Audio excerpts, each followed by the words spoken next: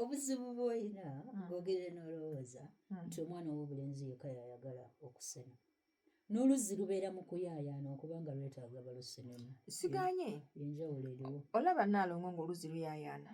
ng'ofunye omwami olunaga nti agenda kuwasa mateeka aba wakuwasa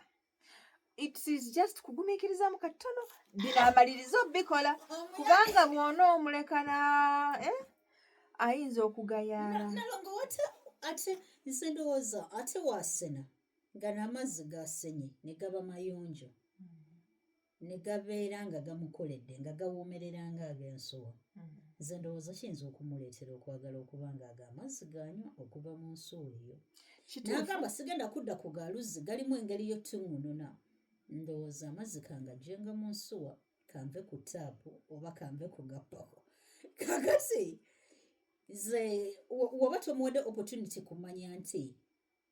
ensuwa ewoomesa amazzi okusinga agataapu wanaakitegeera anti kugambe guba ogwo kakati ebisigadde tumale emikolo kakati ate ennyonta weetabukanga ate ensuwa ejjudde amazzi anti gyekoma okutabuka n'obwangu bw'emikolo ndowooza mukitegeera kye ngamba abaana b'obuwala tomuleka kukkuta kutandika kufuna second thought mulekeemu kali akagamba bannange twagamba mwezi ki sikyasobola twagamba gwa munaana tubikole mu apuli sikyasobola kutuuka mu gwa munaana naye nga ebyo byonna nga biri awo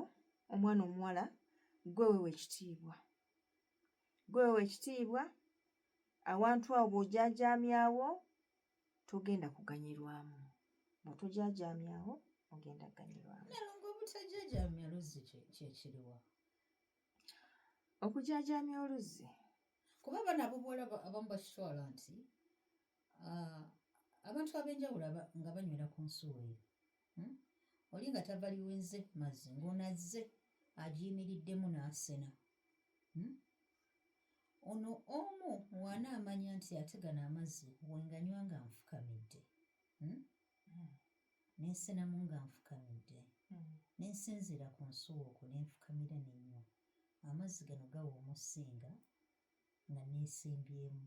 anti kati oyajja kuba omu ate oyo omulala abantu ab'enjawulo we batasenaako mu nsuwa eyo kati if you let one person do that obuzibu bwe bujjira kati sigamba nti mbawagira nnyo naye ate era still mbawagira abo abasazeewo nti it's called what Naalongo luno lwendo nti luli olwendo lwasenamu kwagamba gye bigwera ng'afunyemu lwagamba nti kati luno luva liwenze Naalongo if you have plenty of choices kikuwa obusobozi bw'okulondako what is the best option for you gwe kyogamba abasajja bafune 15 alondeko omu waba weze 17 yamanyi bwe babanga we bali abaana babanaza ekyoko ate guno omulembe anti abasajja ate baweze tebalinga ate bali edda kati tuddeeyo lwakibalowooza